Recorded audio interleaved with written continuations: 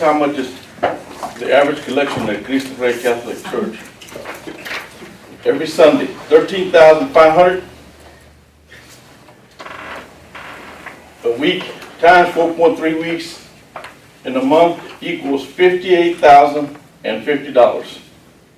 Times 10%, which is what the bishops get, that's 5,805.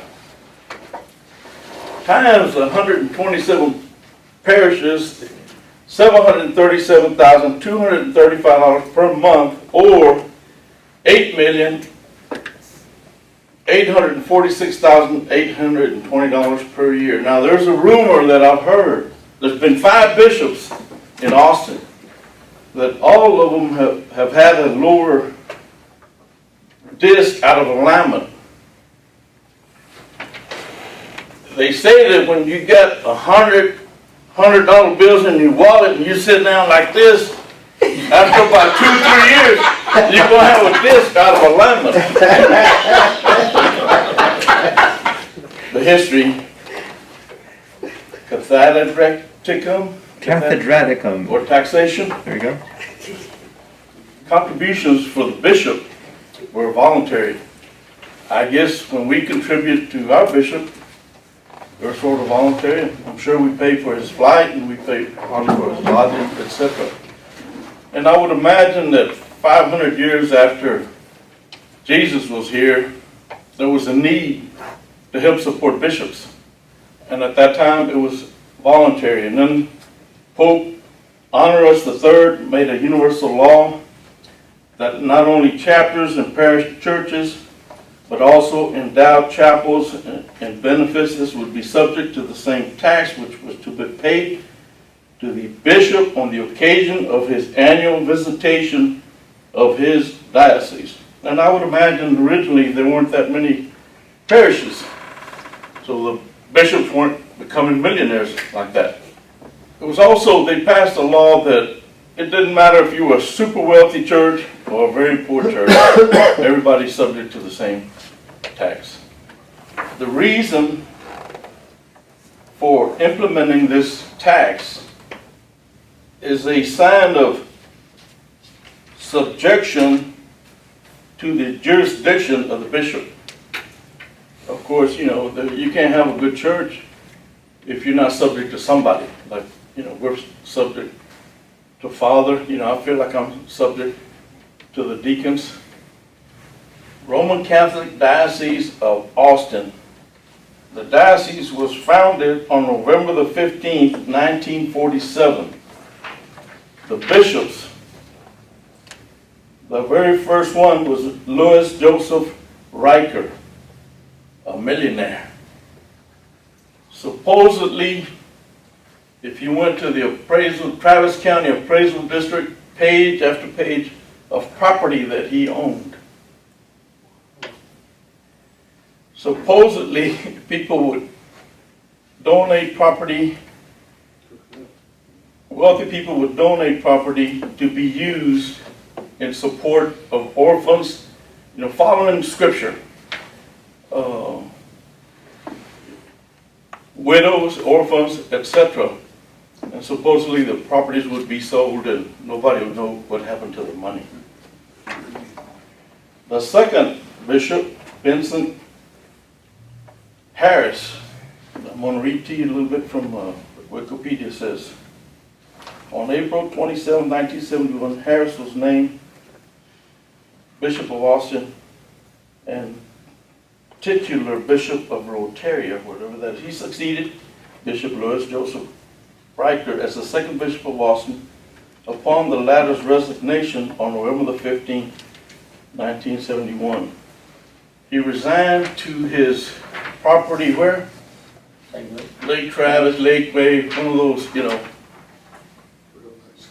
He successfully challenged Bishop Riker over ownership of trust funds, and I didn't print the next page because I didn't want to know what it was.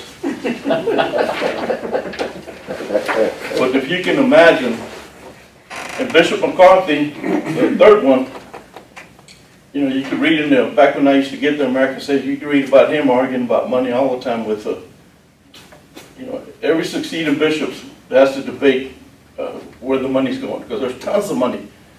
They used to loan it out at 6%, now Father told me it was 10%.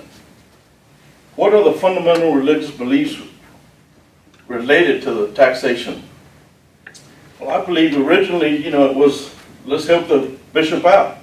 He doesn't have a parish. Let's help him out. Let's pay for his needs, for his necessary living expenses. But I believe to an extent what happens when you become a bishop, it's sort of like when you give if you were to give me a badge, I'd probably be telling you what to do. Attention! I'd be telling you what to do. It goes to people's head, and it's so easy to abuse when nobody's looking. I got a call once. I had a tax business for about 10 years. I got a call from Cristo Rey, the lady that did the books. She said the priest wanted the collection from one of the masses, and he wanted the envelopes to not be open, and she wanted to know if that was against the law. And of course it is. All monies it has to be documented somewhere how much you got to pay, because you got to pay tax on it. If you find money on the street, you should report it and pay taxes on it. But this priest, you can guess what he wanted to do. Of course, I got out of the finance council. What norms and enlightenment might we draw from Scripture? What does Scripture say? I believe Jesus Christ was an example about money. He never chased money. When he healed, he didn't charge. The Pharisees, when they healed, they charged. When Jesus, you can correct me, Father, or straighten me out on it, but when he healed a leper once, he told him to go see the Pharisee. The Pharisee was the one, or the priest was the one that said, okay, you're clean, you can come live with the rest of the people. And he said something about the stipend that you would have had to pay, take it with you. In other words, he didn't want any money. If you lend money to any of my people who are in need, do not charge interest as a moneylender would. That's what it says, Exodus 22:25. Do not charge interest or make a profit at his expense. Instead, show your fear of God by letting him live with you as your relative. Leviticus. Remember, do not charge interest on money you lend him, etc. Deuteronomy, it's all over the place. Do not charge interest. So basically, is the church following what the Bible says? Not really. Not if you're charging 10%. As members of an independent Catholic tradition, how is our view different? I believe a lot of people didn't even know that we were paying 10%. That's a lot of money. And of course, we know that at Holy Family we don't do that. But we have to, I think, be prepared to voluntarily support the bishop, because there's nothing for free. We improve our lives by going to church every Sunday. We learn from Father Jamie. How can we not pay? The bishop is awesome also. How can we not support him when he comes to see us? And how can we not pay him some for the work that he does, for confirmation, etc.? Some people have said, but taxation is dead weight. Taxation is theft. Matthew 6:20, do not store up for yourselves treasures on earth. If your wallet's too big and you're going to get a dislocated disc, you can give me some of those numbers. So what a fascinating history that we have of, Andy uses the word taxation. We've preferred to use a nicer name, cathedraticum. Cathedraticum, we know that in every diocese, the seat of the bishop is the cathedra. The cathedra, and so what are we going to call the building where the bishop's seat is located? The bishop's building that is called the cathedral, or the monies that we owe the bishop we refer to as the cathedraticum. So the cathedra is the bishop's seat. The bishop's seat is located in a building which we call the cathedral, and the monies that we owe the bishop because of his office as bishop, that is the cathedraticum. But I kind of like Andy's take on it and referring to it as taxation, because do people have a choice as to whether or not they're going to pay the cathedraticum? No. At Cristo Rey it was easy because the diocese kept up with us on I'm sure they were up with us on a weekly basis, but it may have been bi-weekly basis. You know, they made sure that they were drawing the monies out of the account on a regular basis. And Andy's telling of this story. Imagine when the bishop came for his annual visit every year. There was an accounting. Did you catch that in what he was saying? When you sat down with the bishop as a pastor, it probably wasn't a good conversation because the bishop was looking into your eyes and saying, "Are you sure this is all that you owe me?" And the pastor, of course, is saying, "Yes, my lord, that's the 10% of all that we've collected this entire year." Are you sure that's all that you owe me? You want to put your hand on the Bible and swear to God with the pain of mortal sin? This is all, so there was a certain taxation that's gone on in the history of the church. Why would we do this? Power comes from one of two sources. We've talked about this before. Power comes from organizing people and or organizing money. And when the bishop realizes, wait a minute, there are people who are gathering over in this community and they take up a collection. I should get a share of that collection, no? It set up this entire pyramid structure of the monies flowing up the pyramid, because not only are the parishioners taxed, sending the money to the bishop, but you can imagine what happens in this pyramid scheme. Does it end with the bishop? Does the bishop keep all the money that he gets? No.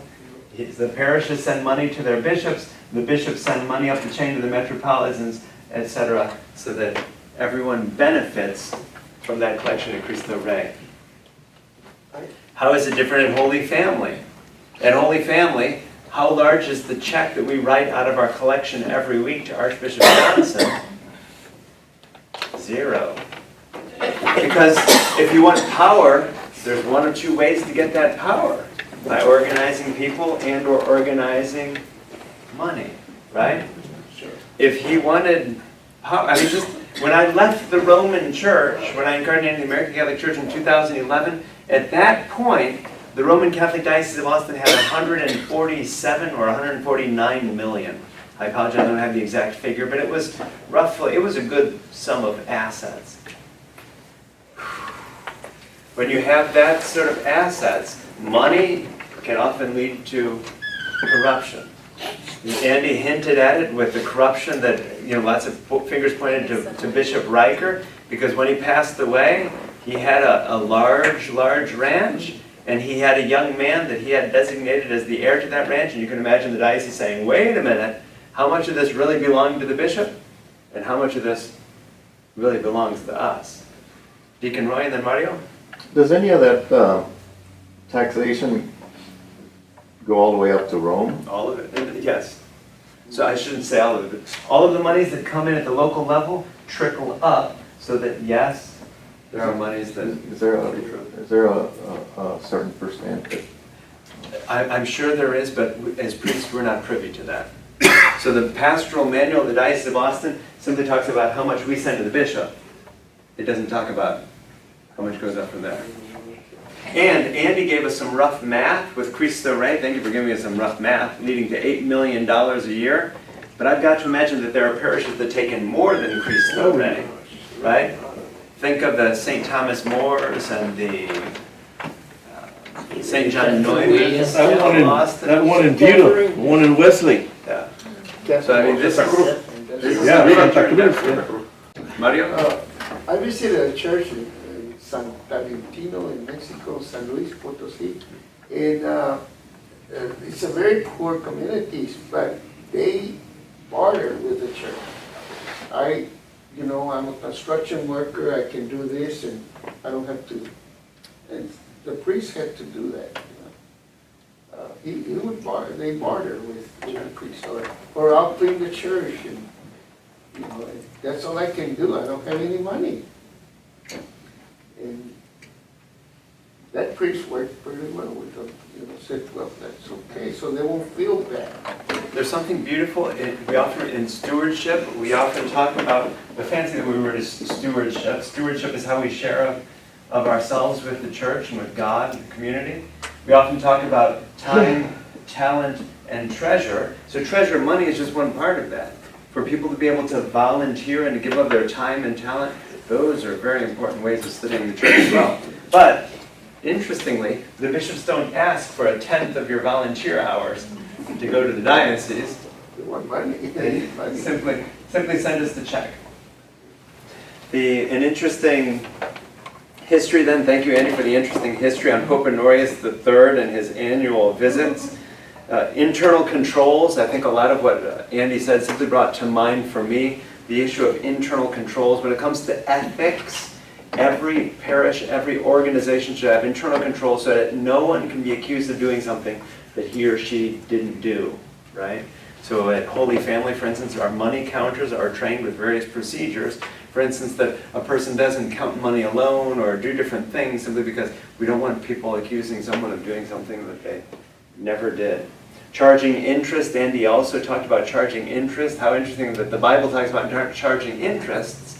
One of the great moral issues in the 21st century in the United States is payday loans, because what happens with payday loans, you're buying money, and you're buying that money at a steep price. That is to say, they're lending you money, but they're lending it to you at quite an interest rate.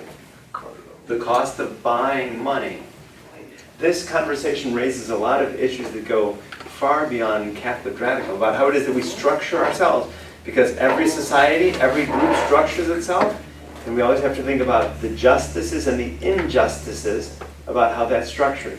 And so if a group structures itself into a hierarchical way, excluding certain people, that seems to be sinful. Or if that society, that organization structures itself in such a way that resources are flowing in a certain way, we want to be careful. That may not be what Jesus had in mind.